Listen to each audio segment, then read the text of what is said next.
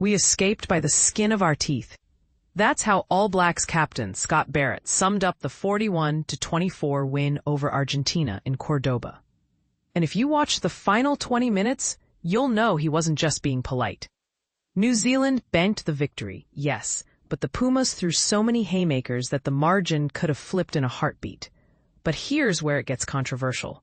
Some fans are already calling this a lucky win. Are they right, or are they missing the deeper story? Let's rewind. 4 tries, 2 apiece from hooker Samisoni Taukei'aho and livewire winger Sevu Reece lit up the scoreboard and gave the All Blacks a 17-point cushion. On paper, that looks comfortable.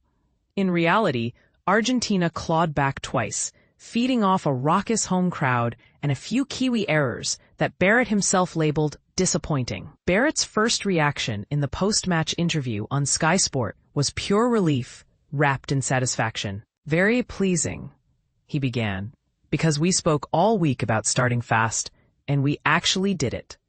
The opening quarter saw New Zealand punch holes through midfield, recycle at lightning speed, and finish clinically.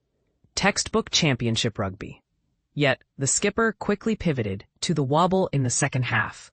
"We were a little bit slow, a little bit loose with discipline, and that fed their game," he admitted.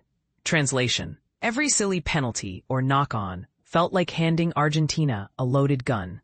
Credit where it's due, though. Barrett refused to throw his team under the bus and instead praised the Pumas' resilience.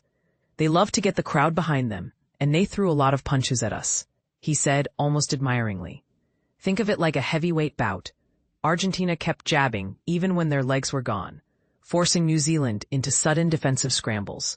The All Blacks saving grace. Fresh legs off the bench who won the late arm wrestles, those microscopic battles for post-tackle inches that decide whether you exit your 22 or spend another 3 minutes gasping for air. Discipline, or the lack of it, became the hot-button topic. Barrett didn't sugarcoat it. We gave the ball away too easily. He pointed to risky 50-50 passes that Argentina pounced on, and once Los Pumas camped inside the New Zealand 22, they sliced through the middle with pick-and-go surges that left defenders clutching at shadows. Sound familiar? It should. Last year's Rugby Championship saw similar lapses cost the All Blacks dearly against South Africa. The pattern is becoming a talking point, and some pundits argue Ian Foster's side still hasn't fixed the mental switch-off that creeps in around the 50-minute mark. And this is the part most people miss. The stats sheet tells a deeper tale. Argentina actually matched New Zealand on turnovers lost, 13 apiece, but the Pumas generated twice as many turnovers won, 7 versus 2. That means every time the All Blacks coughed up possession, Argentina were twice as likely to convert it into immediate pressure. Over 80 minutes, those tiny margins add up to a heart-stopping finale instead of a serene cruise.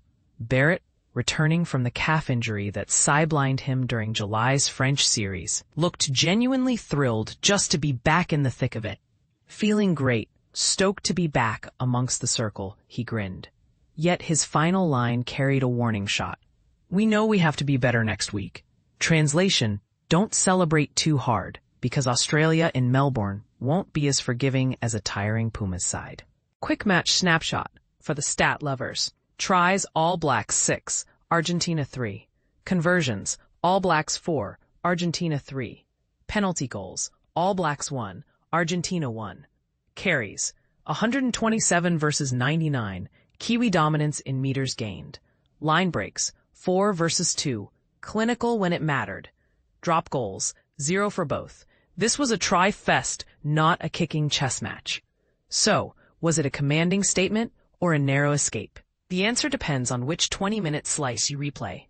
One thing is certain, the All Blacks left Cordoba with 5 competition points and a truckload of review footage. The rest of the Rugby Championship just got a lot more interesting. Now, over to you. Do you think New Zealand's second-half fade is a worrying trend, or is it simply the price of playing high-risk, high-reward rugby? And here's the spicy take. If Argentina had a world-class goal kicker, could they have stolen this one? Drop your hot takes below. Let's see who's still defending the discipline record and who's ready to press the panic button.